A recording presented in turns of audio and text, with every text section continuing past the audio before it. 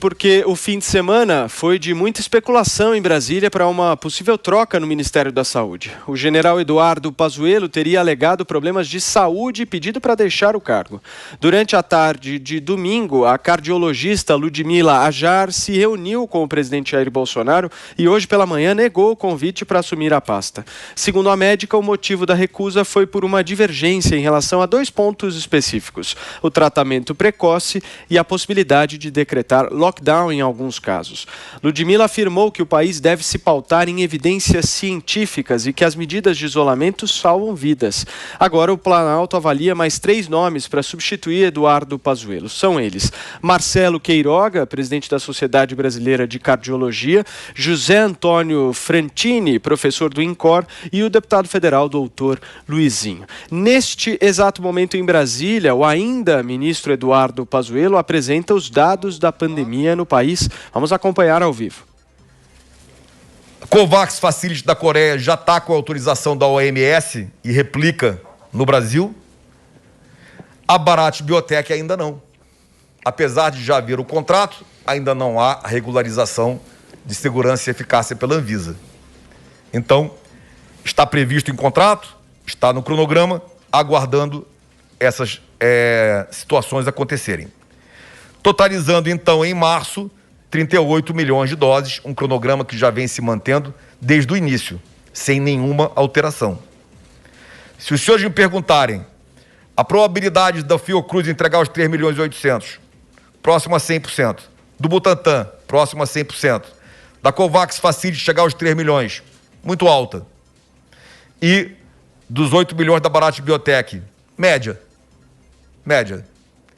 Então nós contaremos aí com em torno de 30 milhões, 28 milhões de doses, 30 milhões, no mínimo, podendo ir além com a chegada da Bharat Biotech. Espero ter sido bem claro e bem transparente sobre um cronograma previsto, porque é impressionante quando você apresenta um cronograma previsto e as pessoas perguntam: o cronograma está alterando. O cronograma é para ser alterado quando a farmacêutica não entrega, quando a linha de produção para, quando acontece qualquer dificuldade na legalização das doses. E quanto mais nós tivermos no começo do ano, no começo do processo, mais alterações podem acontecer. Quanto mais estabilizado... debater com os nossos 3 comentaristas esse movimento no Ministério da Saúde que está dando o que falar, a imprensa inteira repercutindo. Eu vou começar por você, minha querida Amanda Klein. Me chamou a atenção na fala da Ludmila em relação à ameaça de morte que ela disse ter sofrido. Isso é muito sério, né? Eu concordo com você, Paulo, uma difamação sórdida nas redes sociais, eu condeno veementemente. O Brasil perdeu o que poderia ter sido uma excelente ministra da Saúde. Ludmila Ajar é cardiologista de um dos hospitais de ponta de São Paulo, é intensivista, trabalhou a vida toda em UTI, participa de grupos de estudo da Covid, está na linha de frente desde o início da pandemia. Ela diz com todas as letras que neste momento de emergência da pandemia não basta só esperar pela vacina, é preciso fazer movimentos de restrição de distanciamento social, adotar protocolos claros pelo Ministério da Saúde e haver uma coordenação nacional. Ela falou com todas as letras contra o tratamento precoce. Ela diz que ivermectina e cloroquina são coisas do passado, nas palavras da doutora Ludmila. Ela diz também que houve falta de negociação internacional na compra de vacinas pelo Brasil, justamente por subestimar a pandemia. E depois, como o Paulo disse, ela revelou também que 3 pessoas a procuraram no quarto dela de hotel, no hotel dela em Brasília, queriam subir, disseram que faziam parte da equipe médica dela. Por sorte, o segurança do hotel, o recepcionista, não deixou que essas pessoas subissem. Ela recebeu ameaças de morte, isso tudo por difamações, uma campanha sórdida de difamação nas redes sociais. Quer dizer, eu acho que isso é inadmissível. E agora o Bolsonaro está reunido com outro médico, o Dr. Marcelo Queiroga, que é presidente da Sociedade Brasileira de Cardiologia, em busca de um novo nome para o Ministério da Saúde. O que eu acho importante aqui, Paulo, Paulo, a gente entender primeiro o pano de fundo. Há uma enorme pressão dos deputados de Centrão que hoje formam a base aliada do presidente Bolsonaro por haver uma avaliação de que há muitos erros na condução da pandemia. Então, eles propuseram o nome médico, aliás, o da Ludmilla o fiador do nome dela foi o presidente Arthur Lira, tanto que ele a defendeu publicamente nas redes sociais. Então, a não indicação de Ludmilla, ela não ter aceitado um convite, pode até ser colocado na conta como uma derrota pessoal do presidente Arthur Lira e uma vitória da ala ideológica que coordenou desde ontem essa campanha de difamação contra a doutora Ludmilla. Só o último ponto, Paulo, que eu acho que é preciso ficar claro, como o Pazuello já disse num vídeo, numa live com o presidente Bolsonaro, que um manda, outro obedece. No caso, Pazuello obedece. O verdadeiro ministro da Saúde desse país é o presidente Bolsonaro. A política de saúde é a política de saúde do presidente Bolsonaro. Então, qualquer nome que ocupe esse lugar vai ter que chancelar as mesmas crenças e os mesmos valores, ou seja, propagar a adoção do tratamento precoce e também ser contra as medidas de restrição social. Nas palavras de um deputado importante do Centrão hoje, para mim, ele disse o seguinte: acho difícil um médico aceitar as condições que o Bolsonaro impõe para ministro da Saúde. E acho difícil que Bolsonaro aceite condições que um médico comprometido com a medicina imponha a ele. Perfeito, Amanda. Para quem nos acompanha por imagens, está vendo que nós estamos também transmitindo ao vivo a coletiva de imprensa do ministro Eduardo Pazuello. Constantino, eu vou contigo agora. Eu queria que você pudesse dar sua opinião. Que características você acha que esse escolhido ou essa escolhida precisam ter? Manter o que o Pazuello vem fazendo não é uma má escolha não, viu, Paulo? Há uma narrativa, agora é até curioso que a imprensa já morre de amores pelo Centrão, né, até pelo Arthur Lira, antes torcia pro indicado do Rodrigo Maia, que agora está junto com o PT e o Lula, né? Então veja como as coisas são. Para ir contra o presidente Bolsonaro vale tudo. Olha, se aconteceu da forma que a imprensa está relatando, e tem muita fofoca, muita intriga, né? É um erro do presidente ter aceitado ir conversar com alguém com um perfil dessa médica, dessa cardiologista, né? Alguém que, inclusive, participou daquele estudo em Manaus com uma superdosagem de cloroquina para concluir que a cloroquina não funciona. Né? Um estudo criticado do começo ao fim por qualquer pessoa séria. Né? Então, não dá para entender isso, a menos que seja uma pressão muito grande do Centrão e por uma questão de governabilidade ele teve que aceitar, pelo menos, conversar. E deu nisso aí. Né? Levantou a bola para uma narrativa da imprensa e da própria doutora, que é muito próxima até do Maia, né? Criar essa coisa do tipo, eu sou um quadro técnico e o presidente não aceita, ou eu não aceito participar do governo porque é um obscurantista que se vira contra a ciência, né? E aí qual é a ciência? É isso aí, né? É fechar tudo. Olha, se você colocar um especialista de trânsito no comando com a única missão de impedir as 80 mortes por dia que o trânsito brasileiro provoca, ele vai ter uma solução muito brilhante, fecha todas as ruas, né? E aí dane-se o resto. Então é mais ou menos nesse clima que a gente está com os especialistas defensores de lockdown, né? Uma medida que não mostrou nenhum tipo de eficácia para trás. Veja, ela no Ministério seria uma mandeta de saia, essa é a impressão que está ficando após as entrevistas que a própria doutora Ludmilla concedeu. Então é boa notícia que ela não tenha ido, ou não tenha aceitado, ou o convite não tenha sido tão firme. Vamos ver, né, se vai ou não haver mudança mesmo. O Pazuello já disse que por ele não sai, e eu acho que ele vem fazendo um bom serviço. Aliás, acabou de dizer aí, né, que o Brasil é o 5º país que mais vacinou no mundo, e num ambiente que falta vacina e que a Europa está suspendendo a Oxford, né, a vacina que foi a nossa, inclusive, escolhida junto com a Fiocruz. Então, a Itália já entrou no hall de países que suspendeu por causa de problemas de coágulo e tudo mais. Veja que tudo isso é experimental. Por fim, o governador João Dória, que tem um estado que ele administra que está pior do que a média nacional, querendo levar o presidente para tribunais internacionais por genocídio. Quer dizer, é tudo politicagem. Como o próprio Arthur Lira disse, né, já que ele agora é querido pela mídia, né, é preciso despolitizar um pouquinho essa pandemia. Agora, nesta coletiva de imprensa que o ministro Eduardo Pazuello está concedendo, ele fez 2 anúncios importantes de 2 vacinas, a compra de 2 vacinas. A Pfizer, ele declarou a compra de 100 milhões de doses até o final deste ano, de 2021, e a vacina da Janssen, que o ministro relatou, nós receberemos 16,9 milhões de doses no mês de agosto, 1,2 milhões de doses no mês de novembro. Marcos Souza, como é que você avalia aí essa saída do Pazuello, que ainda não se concretizou, né? Estamos falando ainda com o ministro de Estado.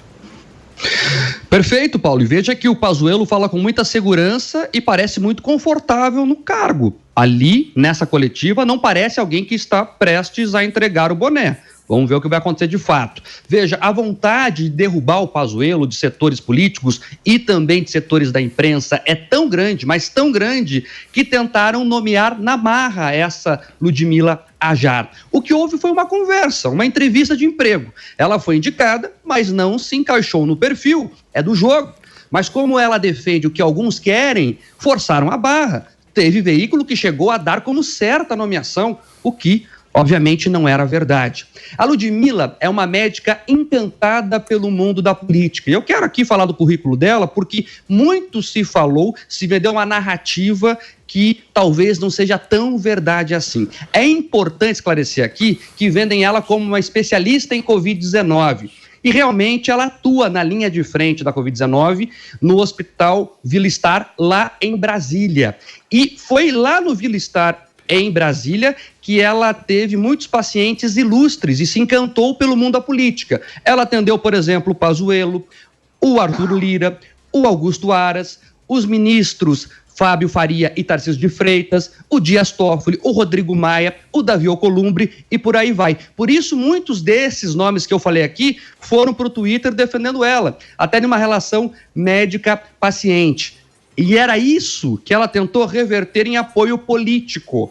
Tanto é verdade que assessores diretos do presidente que indicaram ela acreditavam que a vontade dela de ser ministra podia aí passar por cima de qualquer divergência que ela tivesse com o presidente Bolsonaro, que ela ia engolir seco, mas para ser ministra ia fazer o que o presidente queria, o que, claro, não ficou confirmado.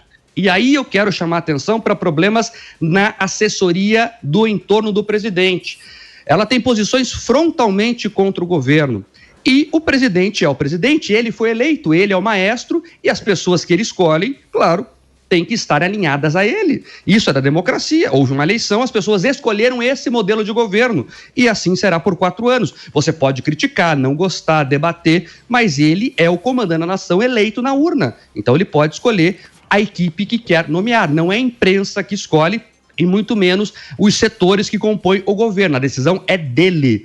E não é a primeira vez que acontece isso. Vamos lembrar, em junho do ano passado, teve a mesma questão com o Ministério da Educação. Chegaram a anunciar o Renato Feder, que é secretário de Educação do Paraná, como certo, teve uma entrevista e depois não deu certo. São conversas que não se consolidam.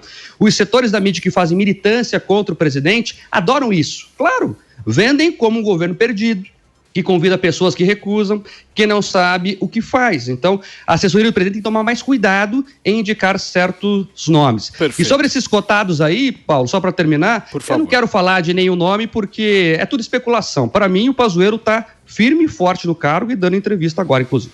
Amanda Klein pedindo a palavra. É interessante essa concepção de que o Pazuello está firme e forte no cargo, sendo que o presidente Bolsonaro, o chefe dele, está entrevistando alguém para o cargo dele, para ocupar a sua cadeira todos os dias, né? Domingo, ontem, fez com a Ludmila Ajar, inclusive o Eduardo Pazuello participou dessa reunião e hoje, enquanto ele dá uma entrevista coletiva, ele conversa com outro pretendente ao cargo, que é o Marcelo Queiroga. Então, obviamente, ele não está firme e forte no cargo e, obviamente, o governo está absolutamente perdido na condução dessa crise. E uma outra coisa que é preciso aceitar que é o seguinte, por mais que a última palavra seja do presidente da República, agora ele faz um governo de coalizão, ele tem uma base aliada, e essa base aliada está pressionando, porque acho que a condução da pandemia está completamente equivocada, que aliás os números mostram soberbamente, rumamos para os 280 mil mortos e hoje temos o maior número de média móvel de casos nos últimos 7 dias do mundo. Então o Brasil está numa situação horrorosa, periclitante, e o ministro Pazuello tem uma espada de Damocles sobre a sua cabeça. Aliás, duas. Uma é a ameaça de CPI da Covid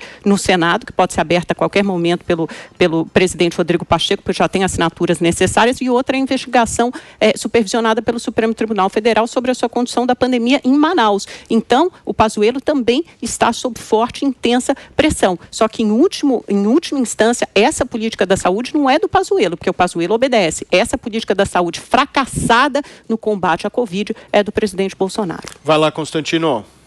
Não, não é fracassada, como eu disse, o 5º país a vacinar no mundo, né, em termos absolutos, e em termos de óbito por milhão de habitantes, estamos depois do 20º lugar. Então isso tudo é narrativa política de militantes que ocupam muitos espaços ainda na imprensa.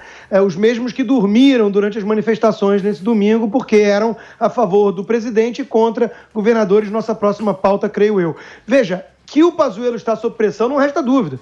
Agora, de onde vem essa pressão? Da imprensa, que quer governar e até hoje não suporta o fato de que o seu candidato não ganhou nas urnas nas últimas eleições, e alas do Centrão, sabe-se lá o motivo, né? Até porque a pasta da saúde envolve muito, muito dinheiro. Então, é curioso, eu só queria frisar isso uma vez mais, Paulo, que agora essa ala militante da imprensa anti-bolsonarista já está se morrendo toda de amores e elogiando Centrão, é isso mesmo. Arthur Lira...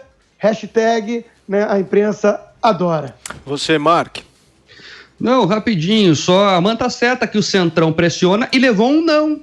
Levou um não, Amanda. Ele falou que não queria a médica e aí ela saiu na frente para não parecer que saiu por baixo e disse que não queria. Mas se fosse verdade, depois da entrevista ela seria nomeada, o presidente anuncia ela. O Centrão está pressionando, é verdade, mas já levou o primeiro não. Agora vai apresentar novos nomes e o presidente que vai decidir.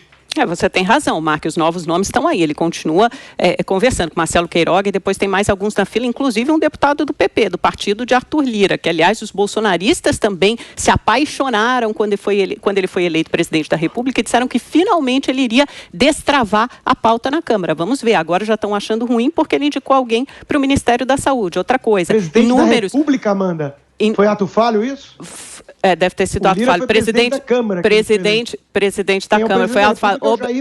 Obrigada pela correção. Obrigada. Que ele não vire um primeiro-ministro, né? Por incapacitação de alguém. Mas, enfim, ou por incapacidade. Mas sigamos em frente. Então, o que ficou claro aqui é que, ao contrário do que você diz, o Brasil é o 5º país que mais vacina no mundo em números absolutos, mas até agora só vacinou 1/3 do grupo prioritário e nós estamos vacinando há 2 meses. Se é verdade, como você disse, que alguns países já suspenderam a vacinação com a AstraZeneca, então quer dizer o quê? Que por enquanto isso nos deixa a Coronavac, que é a que tem entregado mais doses até agora, que tem vacinado 8 ou 9 em cada 10 brasileiros. Então, de novo, se não fosse o governador de São Paulo, a gente não teria nem essa. Então, a gente está em apuros com a única vacina que o governo federal comprou desde o início e a gente ainda tem uma vacinação lenta, a conta-gotas. Isso é fato. E os brasileiros sofrem com a pandemia, sim. Tem gente morrendo na fila de espera de UTI. A gente não pode subestimar a dor dessas pessoas, não.